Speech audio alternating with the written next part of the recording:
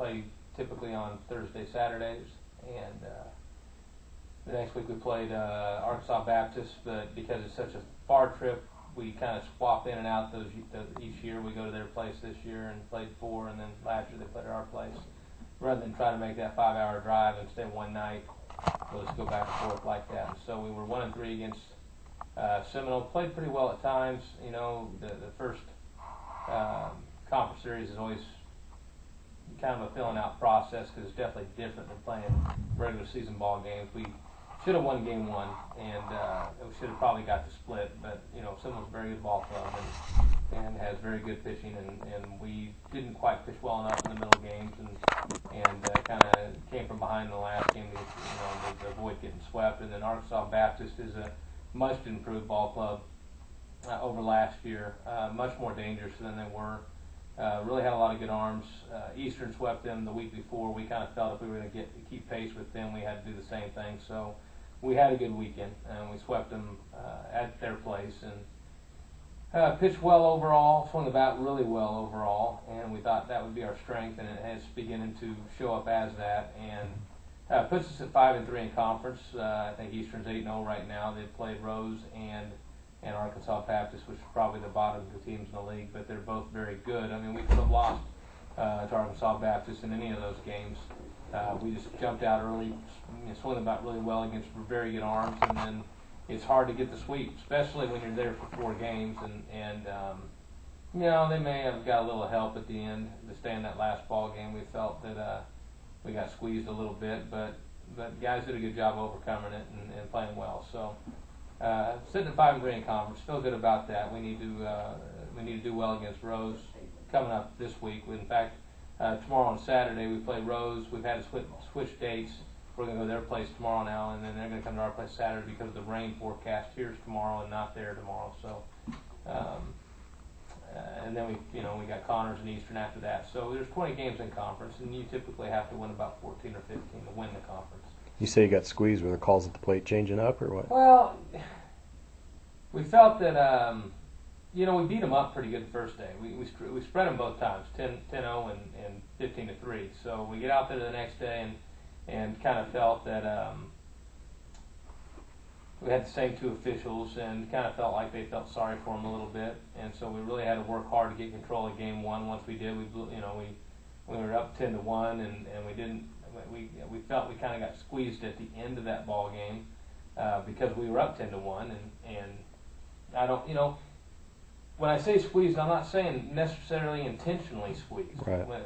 Umpires get involved with the momentum of the game too, and they're Arkansas guys, and they're seeing their home team get beat and get beat up pretty good, and so we brought in Jared White. He's kind of a control guy. He does those strikes. And we felt like the zone changed at that time.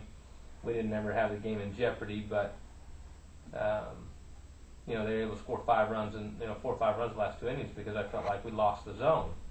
So we went in that game 10-6, which is fine. You're trying to develop character in your ball club, and those things occur, and you got to handle adversity, and that's part of it. Mm-hmm. Evan Mott, who's kind of bounced around a lot for us, started the year as their ace, is now pitching as their number 4. Really pitched well. They didn't squeeze him. I thought they did a great job, and this is the 9-inning ball game. Really did a great job for 7 innings. Mm-hmm. The score went back and forth. We didn't pitch well after Evan. We gave up a couple home runs that were people we should not have pitched the way we did to. We just didn't stay to the plan. And they've got 2 or 3 guys in their lineup that are really good. I mean, that 2-hole hitter center fielder Hill's going to go in the top 15 rounds. He's legit, and he hit 2 home runs, and that's the guy we didn't want swinging the bat at us.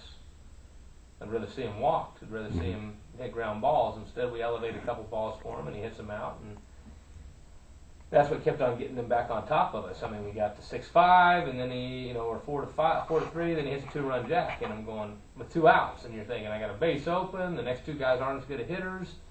We just didn't do a good job. And then as we got closer to the end of the ball game, and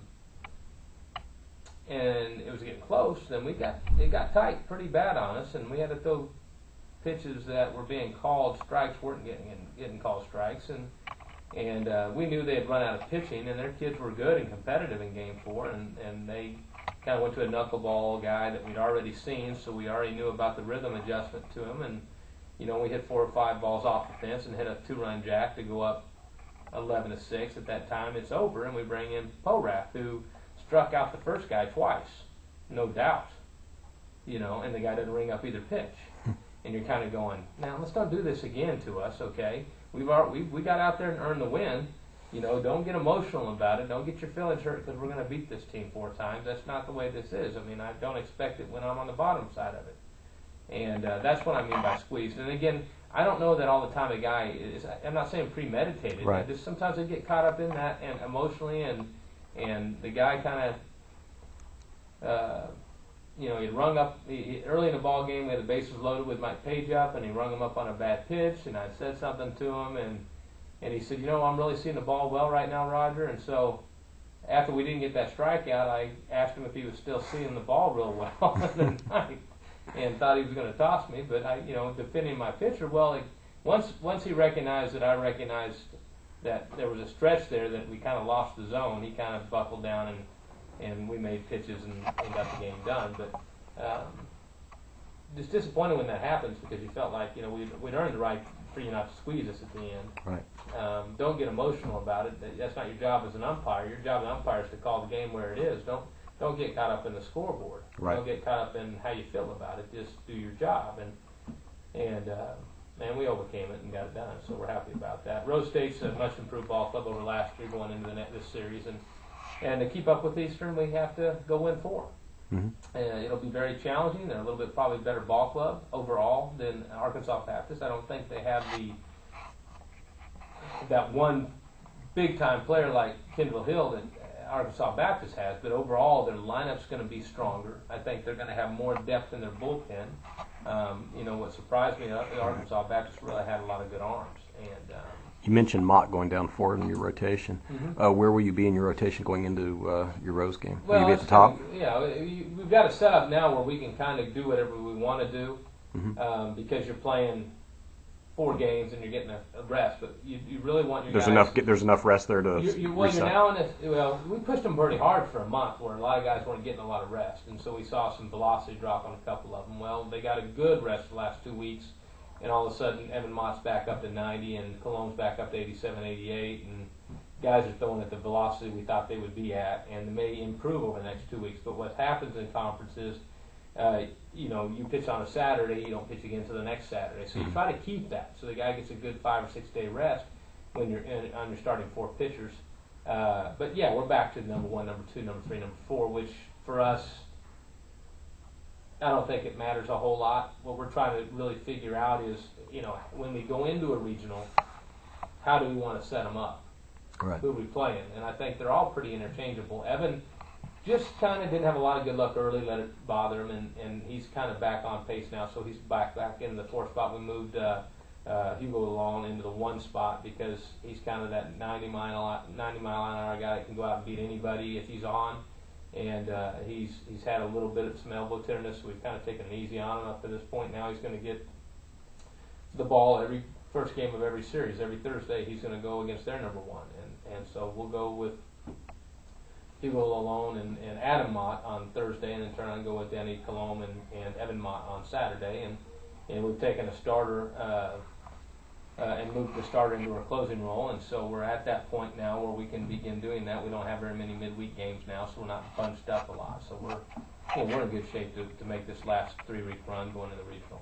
Cool. All right, Coach. Good luck All right, thank you. with Rose State.